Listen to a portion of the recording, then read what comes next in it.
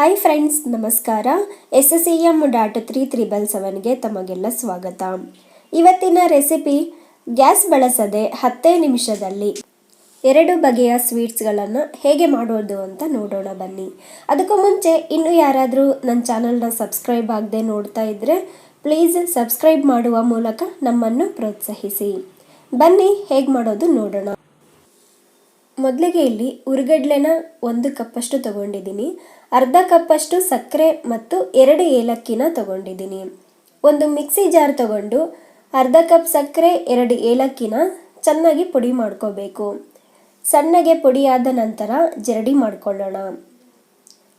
ಜರಡಿ ಮಾಡ್ಕೊಳ್ಳೋದು ತುಂಬಾ ಇಂಪಾರ್ಟೆಂಟು.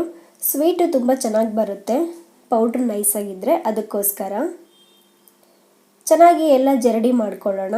ಅದರಲ್ಲಿ ಏಲಕ್ಕಿ ಸಿಪ್ಪೆ ಸಮೇತ ಹಾಕ್ಕೊಂಡಿದ್ವಲ್ಲ, ಸಿಪ್ಪೆನೆಲ್ಲ ನೀಟಾಗಿ ತೆಗಿಬೇಕು. ಚೆನ್ನಾಗಿ ಜರಡಿ ಮಾಡಿಕೊಂಡ ನಂತರ ನೋಡಿ ಹೀಗೆ ಬಂದಿದೆ ಪೌಡ್ರು. ಈಗ ಮತ್ತೆ ಅದೇ ಮಿಕ್ಸಿ ಜಾರ್ಗೆ ಹುರಿಗಡ್ಲೆನ ಹಾಕ್ತಾ ಇದ್ದೀನಿ. ಪುಟಾಣಿ ಅಂತಲೂ ಕರೀತಾರೆ ಇದು. ಹುರಿಗಡ್ಲೆ ಪುಡಿ ಚೆನ್ನಾಗಿ ನೈಸಾಗಿ ಪೌಡ್ರ್ ಮಾಡ್ಕೋಬೇಕು ಇದನ್ನು. ಈಗ ಮತ್ತೆ ಜರಡಿ ಮಾಡ್ಕೊಳ್ಳೋಣ. ನೀಟಾಗಿ ಎಲ್ಲ ಜರಡಿ ಮಾಡ್ಕೊಳ್ಳೋಣ. ಕಡಲೆ ಇನ್ನೂ ಸಣ್ಣಗಾಗಿರಲಿಲ್ಲ ಅಂದರೆ ಅದನ್ನೆಲ್ಲ ತೆಗಿಯೋಕ್ಕೆ ಈಸಿ ಆಗುತ್ತೆ.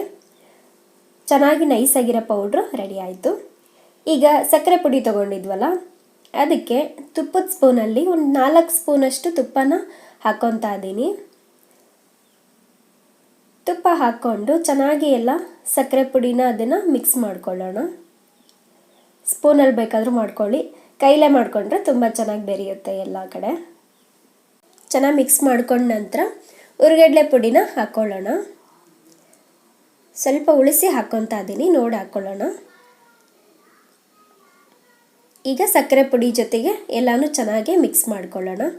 ನೀವು ಬರೀ ತುಪ್ಪದಲ್ಲೇ ಬೇಕಾದರೂ ಮಾಡಬಹುದು, ಮಕ್ಕಳಿಗಾದರೂ ತುಪ್ಪದಲ್ಲೇ ಮಾಡ್ಕೊಳ್ಳಿ, ಚೆನ್ನಾಗಿರುತ್ತೆ. ನಾನಿಲ್ಲಿ ಸ್ವಲ್ಪ ಹಾಲು ಹಾಕ್ತಾ ಇದ್ದೀನಿ. ತುಪ್ಪ ಹೆಚ್ಚಿಗೆ ಇಲ್ಲ ಅಂದರೆ ಈ ಥರ ಹಾಲು ಹಾಕಿನೂ ಮಾಡ್ಕೋಬಹುದು. ಹಾಲಾದ್ರೂ ಒಂದು 2-3 ಟೇಬಲ್ ಸ್ಪೂನ್ ಆದರೆ ಸಾಕಾಗುತ್ತೆ. ನಾನು ಇಲ್ಲಿ 2-3 ಟೇಬಲ್ ಸ್ಪೂನಷ್ಟು ಹಾಲು ಉಪಯೋಗಿಸ್ತಾ ಇದ್ದೀನಿ. ಚೆನ್ನಾಗಿ ಎಲ್ಲ ಮಿಕ್ಸ್ ಮಾಡ್ಕೊಳ್ಳೋಣ. ಚೆನ್ನಾಗಿ ನಾದ್ಕೊಳ್ಳಿ, ಹಿಟ್ಟು ಹಗುರ ಆಗುತ್ತೆ. ಸ್ವಲ್ಪ ತೆಳುವಾದಂಗೆ ಅನಿಸ್ತು. ಈಗ ಮತ್ತೆ ಇನ್ನೂ ಸ್ವಲ್ಪ ಉಳಿಸ್ಕೊಂಡಿದ್ವಲ್ಲ, ಅದೇ ಹಿಟ್ಟನ್ನೇ ಹಾಕಿ ಚೆನ್ನಾಗಿ ಚಪಾತಿ ಹಿಟ್ಟಿನ ಅದಕ್ಕೆ ನಾದ್ಕೊಂಡಿದ್ದೀನಿ. ಕೈಗೆ ಸ್ವಲ್ಪ ತುಪ್ಪನ ಹಚ್ಕೊಂಡು ಚಿಕ್ಕ ಚಿಕ್ಕ ಉಂಡೆಗಳನ್ನಾಗಿ ಮಾಡ್ಕೊಳ್ಳೋಣ. ನೋಡಿ, ನಿಮಗೆ ಯಾವ ಸೈಜಲ್ಲಿ ಬೇಕೋ ಆ ಸೈಜ್ ಉಂಡೆನ ಮಾಡ್ಕೊಳ್ಳಿ. ತುಂಬಾ ಈಸಿಯಾಗಿ ಆಗುತ್ತೆ. 3 ನಿಮಿಷದಲ್ಲಿ ಬೇಕಾದರೂ ಮಾಡಬಹುದು ಈ ಉಂಡೆನ. ಮನೆಗೆ ಯಾರಾದರೂ ಗೆಸ್ಟ್ ಬರ್ತಾರೆ ದಿಢೀರಂತ ಅಂದರೆ ಈ ಥರ ಮಾಡಿಕೊಡಿ, ತುಂಬಾ ಚೆನ್ನಾಗಿರುತ್ತೆ. ಬೇಸನ್ ಲಾಡು ಮಾಡ್ತೀವಲ್ಲ, ಅದೇ ಟೇಸ್ಟೇ ಬರುತ್ತೆ. ಸ್ವಲ್ಪ ಮಕ್ಕಳಿಂದ ಹಿಡಿದು ದೊಡ್ಡೋರವರೆಗೂ ಇಷ್ಟಪಡುವಂಥ ಸ್ವೀಟ್. ನೋಡಿ, ಈ ಥರ ಎಲ್ಲ ಉಂಡೆಗಳನ್ನು ಮಾಡಿಟ್ಕೊಂಡಿದ್ದೀನಿ. ಈಗ ಇದನ್ನು ಸ್ವಲ್ಪ ಡೆಕೋರೇಟ್ ಮಾಡೋಣ. ನಾನಿಲ್ಲಿ ಲವಂಗನ ಚುಸ್ತಾ ಇದ್ದೀನಿ ಮಧ್ಯಕ್ಕೆ. ಲವಂಗ ಅಥವಾ ದ್ರಾಕ್ಷಿಯನ್ನಾದರೂ ಇಡಬಹುದು, ನೋಡೋದಕ್ಕೆ ತುಂಬ ಅಟ್ರಾಕ್ಟಿವ್ ಆಗಿರುತ್ತೆ. ಅದಕ್ಕೋಸ್ಕರ ನೋಡಿ ನಾನು ಇಡ್ತಾ ಇದ್ದೀನಿ. ನೋಡಿದ್ರಲ್ಲ ಎಷ್ಟು ಈಸಿಯಾಗಿ, ಎಷ್ಟು ಚೆನ್ನಾಗಿ ಕಾಣಿಸ್ತಾ ಇದೆ ಅಂತ ಹೇಳಿ.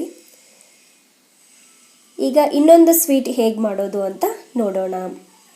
ಅದಕ್ಕೆ ಬೇಕಾಗಿರೋದು, ನಾನಿಲ್ಲಿ ಮಂಡಕ್ಕಿನ 2 ಕಪ್ಪು ಮಂಡಕ್ಕಿ ತಗೊಂಡಿದ್ದೀನಿ. ಒಂದು 4 ಗೋಡಂಬಿನ ಹಾಕ್ಕೊತಾ ಇದ್ದೀನಿ. ಅರ್ಧ ಕಪ್ಪು ಸಕ್ಕರೆ. ಈಗ ಸಕ್ಕರೆ ಮತ್ತು 1-2 ಏಲಕ್ಕಿ ತಗೊಂಡಿದ್ದೀನಿ. ಮಿಕ್ಸಿ ಜಾರ್ಗೆ ಹಾಕ್ಕೊಂಡು ಚೆನ್ನಾಗಿ ಪೌಡ್ರ್ ಮಾಡ್ಕೊಳ್ಳೋಣ. ಚೆನ್ನಾಗಿ ಪೌಡ್ರ್ ಆಗಿದೆ. ಈಗ ಮತ್ತೆ ಜರಡಿ ಮಾಡ್ಕೋಬೇಕು. ಈಗ ಒಂದು ಬೌಲ್ ತಗೊಂಡು ಸಕ್ಕರೆ ಪುಡಿನೆಲ್ಲ ನೀಟಾಗಿ ಜರಡಿ ಮಾಡ್ಕೊಳ್ಳೋಣ. ಸೇಮ್ ಫಸ್ಟಿಗೆ ಹಿಂಗೆ ಸ್ವೀಟ್ ಮಾಡಿದ್ವು ಅದೇ ಥರನೇ ಇದಕ್ಕೂ ಕೂಡ ಚೆನ್ನಾಗೆಲ್ಲ ಪೌಡ್ರ್ ಮಾಡಿಕೊಂಡು ಸಕ್ಕರೆ ಪುಡಿ ರೆಡಿಯಾಗಿದೆ. ಈಗ ಮಂಡಕ್ಕಿನ ಮತ್ತೆ ಮಿಕ್ಸಿ ಮಾಡ್ಕೋಬೇಕು. ಅದೇ ಮಿಕ್ಸಿ ಜಾರ್ಗೆ ಮಂಡಕ್ಕಿ ಮತ್ತು ಗೋಡಂಬಿನ ಹಾಕ್ಕೊಂಡು ಚೆನ್ನಾಗಿ ಪೌಡ್ರ್ ಮಾಡ್ಕೋಬೇಕು. ಮಂಡಕ್ಕಿ ಸ್ವಲ್ಪ ಥಂಡಿಗಾಲದಲ್ಲಾದರೆ ಮೆತ್ತಗಿರುತ್ತವಲ್ಲ, ಆಗ ಪೌಡ್ರ್ ಜಾಸ್ತಿ ಬರೋದಿಲ್ಲ. ಜರಡಿ ಮಾಡ್ಕೊತಾ ಇದ್ದೀನಿ. ಈಗ ನಿಮಗೆ ಅದು ಜರಡಿ ಮಾಡಿದ್ಮೇಲೆ 2 ಕಪ್ ತೊಗೊಂಡಿದ್ವಿ ಮಂಡಕ್ಕಿ ಅಂದ್ರೂ ಪೌಡ್ರ್ ಕಡಿಮೆ ಆಗುತ್ತೆ ಕ್ವಾಂಟಿಟಿ. ಪೌಡ್ರ್ ನೈಸಾಗಿದ್ರೇ ಚೆನ್ನಾಗಿ ಬರೋದು ಸ್ವೀಟು. ಈಗ ಸಕ್ಕರೆ ಪುಡಿ ತೊಗೊಂಡಿದ್ವಲ್ಲ, ಅದಕ್ಕೆ 1/4 ಕಪ್ಪಷ್ಟು ಹಾಲನ್ನು ತೊಗೊತಾ ಇದ್ದೀನಿ ನಾನಿಲ್ಲಿ. 1/4 ಕಪ್ ಹಾಲು. ಈಗ ಸ್ವಲ್ಪ ಹಾಕ್ಕೊಳ್ಳೋಣ. ಹಾಕ್ಕೊಂಡು ಚೆನ್ನಾಗೆಲ್ಲ ಸಕ್ಕರೆ ಪೌಡ್ರ್ ಜೊತೆಗೆ ಮಿಕ್ಸ್ ಮಾಡ್ಕೊಳ್ಳೋಣ. ನೀಟಾಗೆಲ್ಲ ಪೇಸ್ಟ್ ಮಾಡ್ಕೊಳ್ಳಿ, ಗಂಟಿಲ್ಲದೆ ಇರೋ ರೀತಿ. ಮಕ್ಕಳಿಗೆ ಸ್ಕೂಲ್ಗಳಲ್ಲಿ ವಿತೌಟ್ ಫೈರ್ ಕುಕ್ಕಿಂಗ್ ಕಾಂಪಿಟೇಷನ್ ಇಟ್ಟಿರ್ತಾರಲ್ಲ, ಅಂಥ ಟೈಮಲ್ಲಿ ಈ ಥರ ಸ್ವೀಟ್ಸ್ನ ಮಾಡಬಹುದು. ಟೇಸ್ಟು ತುಂಬ ಚೆನ್ನಾಗಿರುತ್ತೆ, ಎಲ್ಲರಿಗೂ ಇಷ್ಟ ಆಗುತ್ತೆ. ಒಂದ್ಸಲ ಟ್ರೈ ಮಾಡಿ, ತುಂಬಾ ಚೆನ್ನಾಗಿರುತ್ತೆ. 5 ನಿಮಿಷದಲ್ಲಿ ಮಾಡಿಬಿಡಬಹುದು. ಈಗ ಮಂಡಕ್ಕಿ ಪೌಡ್ರನ್ನ ಸೇರಿಸ್ಕೊತಾ ಇದ್ದೀನಿ. ಇದನ್ನು ಎಲ್ಲ ಚೆನ್ನಾಗಿ ಮಿಕ್ಸ್ ಮಾಡ್ಕೊಳ್ಳೋಣ. ಚಪಾತಿ ಹಿಟ್ಟಿರುತ್ತಲ್ಲ, ಆ ಹದಕ್ಕೆ ಬರಬೇಕು. ಚಪಾತಿ ಸಾಫ್ಟಾಗಿರುತ್ತಲ್ಲ ಹಿಟ್ಟು, ಆ ಥರ.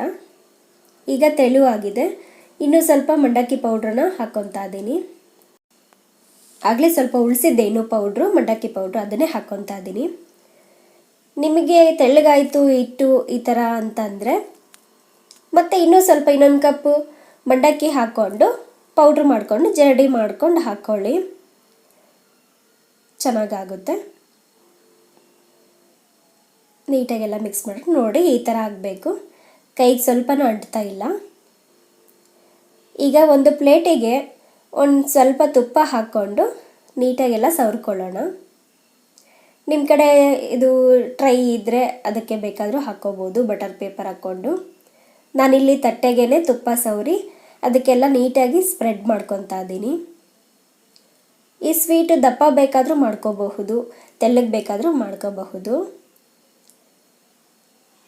ನಾನಿಲ್ಲಿ ಸ್ವಲ್ಪ ತೆಳ್ಳನ್ನೇ ಬರ್ಫಿ ಥರ ತಟ್ತಾ ಇದ್ದೀನಿ. ಈಗ ರೆಡಿಯಾಗಿದೆ. ಒಂದು 15 ನಿಮಿಷ ಹಾಗೆ ಬಿಟ್ಬಿಡೋಣ, ಸ್ವಲ್ಪ ಗಟ್ಟಿ ಆಗಲಿ, ಹಾರಬೇಕದು. ಈಗ ಒಂದು 15 ನಿಮಿಷ ಆಗಿದೆ. ಫ್ರಿಜ್ಜಲ್ಲಿ ಬೇಕಾದರೂ ಇಟ್ಕೋಬೋದು ನೀವು. ಒಂದು 10 ನಿಮಿಷ ಇಟ್ಟರೆ ಸಾಕು, ತುಂಬಾ ಚೆನ್ನಾಗಿ ಬರುತ್ತೆ ಫ್ರಿಜ್ಜಲ್ಲಿ ಇಟ್ಟರೆ. ನಾನಿಲ್ಲಿ ರೂಮ್ ಟೆಂಪ್ರೇಚರಲ್ಲೇ 15 ನಿಮಿಷ ಬಿಟ್ಟಿದ್ದೆ. ನೋಡ್ತಾ ಇರ್ಬೋದು, ಕಟ್ ಮಾಡ್ತಾ ಇದ್ದೀನಿ. ಒಂದು ಚಾಕು ಸಹಾಯದಿಂದ ನಾನಿಲ್ಲಿ ಈ ಥರ ಶೇಪಲ್ಲಿ ಕಟ್ ಮಾಡ್ತಾ ಇದ್ದೀನಿ. ನಿಮಗೆ ಯಾವ ಶೇಪ್ ಬೇಕೋ ಆ ಥರದಲ್ಲೇ ಮಾಡ್ಕೊಳ್ಳಿ. ಹೀಗೆ ಪೀಸ್ಗಳನ್ನೆಲ್ಲ ತೆಕ್ಕೊಳ್ಳೋಣ. ಈಸಿಯಾಗೇ ಬರುತ್ತೆ. ನೋಡಿ ಎಷ್ಟು ಚೆನ್ನಾಗಿ ಬಂದಿದೆ ಅಂತೇಳಿ. ನಾನು ಈ ಸೈಜಲ್ಲಿ ಮಾಡ್ಕೊಂಡಿದ್ದೀನಿ. ಈಗ ಎಲ್ಲ ಪೀಸ್ಗಳನ್ನು ತೆಕ್ಕೊಳ್ಳೋಣ. ತೆಗೆದು ಒಂದು ಪ್ಲೇಟಿಗೆ ಡೆಕೋರ್ ಮಾಡಿ ತೋರಿಸ್ತಾ ಇದ್ದೀನಿ. ನೋಡಿ, ನಾನಿಲ್ಲಿ ಡೆಕೋರೇಷನ್ಗೋಸ್ಕರ ಒಂದೊಂದು ದ್ರಾಕ್ಷಿನ ಇಟ್ಟಿದ್ದೀನಿ. ನೋಡಿದ್ರಲ್ಲ ಎಷ್ಟು ಚೆನ್ನಾಗಿ ಕಾಣಿಸ್ತಾ ಇದೆ ಅಂತೇಳಿ. ಇವತ್ತಿನ ಈ 2 ಸ್ವೀಟ್ ರೆಸಿಪಿಗಳು ನಿಮಗೆಲ್ಲ ಇಷ್ಟ ಆಗಿದೆ ಅಂತ ಭಾವಿಸ್ತೀನಿ. ಪ್ಲೀಸ್ ಲೈಕ್ ಮಾಡಿ, ಶೇರ್ ಮಾಡಿ, ಕಮೆಂಟ್ ಮಾಡಿ.